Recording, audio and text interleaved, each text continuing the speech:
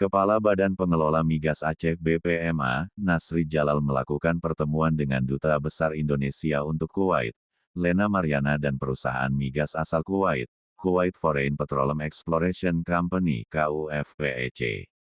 Pertemuan dengan KUFPEC ini merupakan salah satu upaya dari BPMA untuk memberikan paparan tentang potensi migas di Aceh serta mengajak mereka berinvestasi di Indonesia khususnya Aceh, ujar Nasri. Country Manager KUFPEC, Sarah Albeker menyebutkan pihaknya tertarik untuk melakukan investasi di Indonesia terutama di Aceh.